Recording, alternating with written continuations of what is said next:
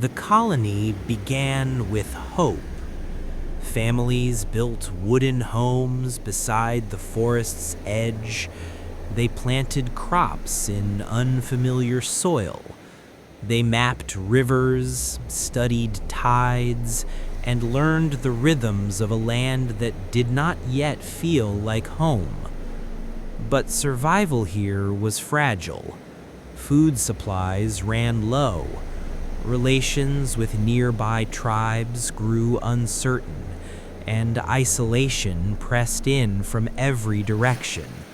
Ocean behind them, wilderness ahead. When Governor John White sailed back to England for supplies, he left behind a settlement determined to endure. He did not know he would not return for 3 years. War delayed the voyage, storms slowed the ships, and when White finally reached the island again, something was wrong before he even stepped ashore. There was no smoke rising from chimneys, no movement along the shoreline, no voices carried by the wind. The colony was silent. Homes still stood. Tools remained.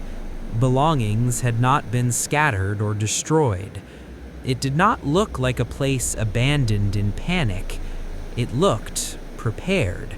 Structures had been carefully dismantled, heavy objects removed, anything useful taken with purpose. There were no graves, no bones, no message explaining what had happened. Only one clue remained. On a wooden post, one word had been carved: Croatoan. The same word appeared again on a nearby tree, cut deep into the bark, deliberate, unmistakable. White recognized the name. It referred to a nearby island, a place where friendly tribes were known to live. The carving suggested relocation, not disaster. But storms prevented immediate search. By the time exploration became possible, any trail had vanished. No settlement was found. No survivors were discovered. The colonists had simply disappeared. Centuries passed, but the questions remained. Why dismantle homes so carefully? Why leave no sign of conflict? Why carve a message without explanation? Some believe the settlers integrated with nearby tribes and lost their identity over generations. Others point to reports of strange lights seen in the forests and unsettling silence where the village once stood. There are accounts from later explorers who describe the area as unnaturally still, as though something had emptied the land of sound itself. And then there is the final possibility, that the colony did not leave, that it was not destroyed, that it was taken, quietly, completely, by something beyond explanation.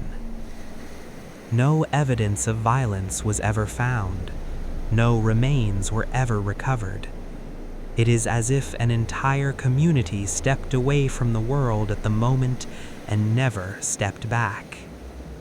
Today, the mystery endures as one of history's most haunting disappearances. A thriving settlement, a prepared departure, a single carved word, and an absence that has never been filled. Because some places are not abandoned. Some places are erased. And whatever happened on Roanoke Island, it left no witnesses behind.